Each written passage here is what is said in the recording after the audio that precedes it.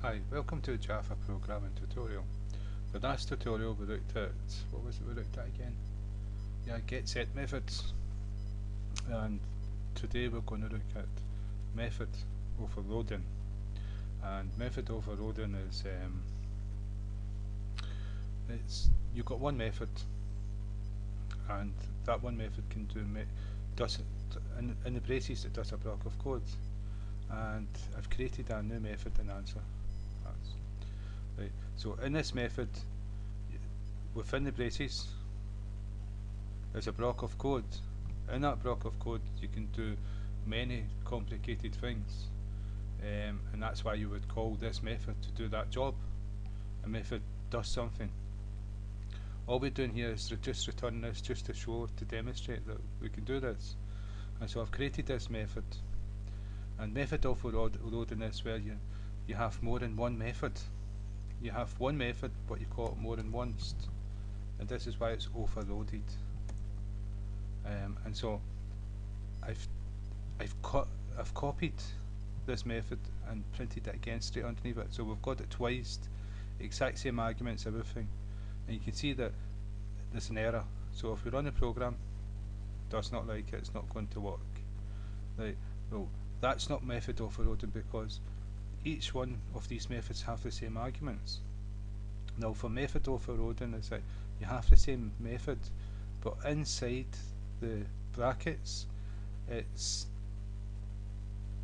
where you put the arguments. Is the first one's not got an argument, and the second one you'll put an argument in, and that's what I'm going to do now. Int num. And what you can see here is there's no error anymore. It's accepted this method twice.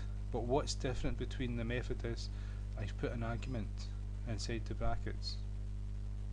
Now if I cut and paste this here and I paste it, again it doesn't like it.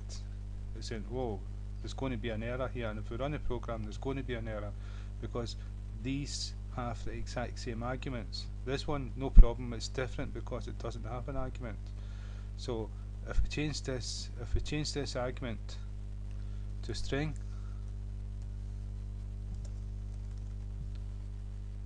oh, right, it thinks that's good. It doesn't. There's no error message anymore.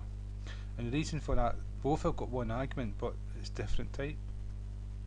As long as the arguments are different, you're not allowed to put two integers as one argument, even if the names.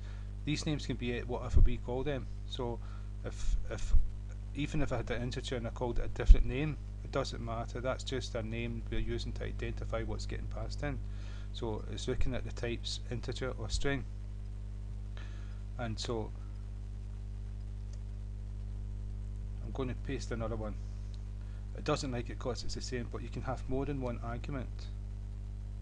I can say int num again. And because it's in the same scope, we had to change the name. So two arguments is not the same as one argument, and one argument is not the same as zero arguments. And it's the same with string. If we do the string one, if we do string name string name 2, that's good because it's not the same as string one argument, because it's got two arguments, and you can have as many arguments as you want, and you can mix the types. I'll show you. This one's integer, doesn't like it because it's the same as that one, but we're going to have two arguments, but the two arguments are not going to be two integers. It's going to be a string, and it likes that. So what we've got is 1, 2, 3, 4, 5, 6 arguments, and each one we're going to have different code inside. So what we can do is we can just type this in just to show you when we call them. There's also in Java you can override methods, and that's different. We'll come to that as well.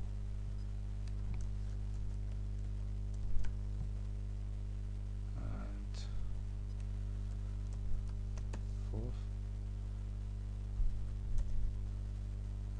fifth, and sixth.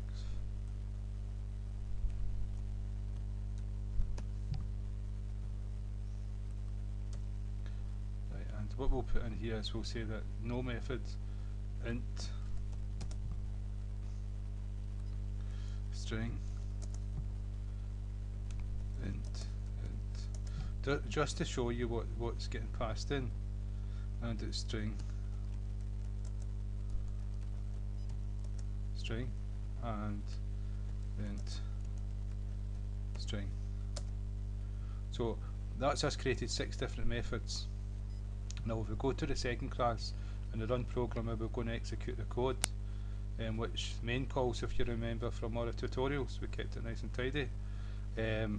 So if we change this here to, we're going to this class, so it's AC dot, and we want to overload method with no arguments.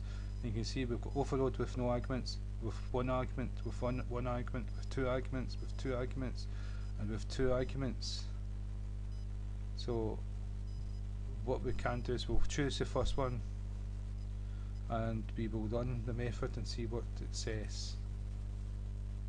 First overload. So if we change the argument again to one argument, the integer, and it wants a number, yeah, we'll just choose num1. So we're not going to do that. What we're going to do is we're just going to type a raw number in, so you can see it's an integer getting sent in. You can see it better that way. Second int, yeah. And so what we can do is that now we can do a string. Pass a raw string into it and see what happens here. Now it's called the third one, and if we pass 2 integers into it, so 2 integers, 21, 22. So it's fourth int overload, so that's the fourth one. Now the next one is 2 strings. If I can type right, and another string.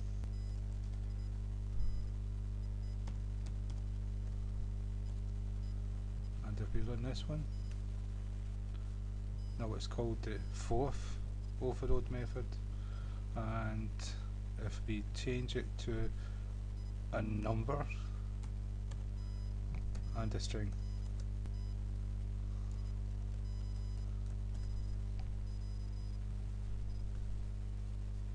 and now we've got 6. So we've accessed every single one of them separately.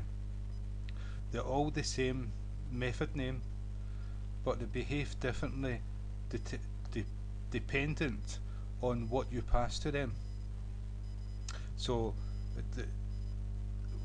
we've made it simple. We've just returned a simple string, but what you've got to remember, inside these braces we can have a group of code doing completely different things, complicated things. Each one of these methods, so the same method, could be doing 3 different things. So that's called method overloading. So again, thank you for your time, and I hope that's helped.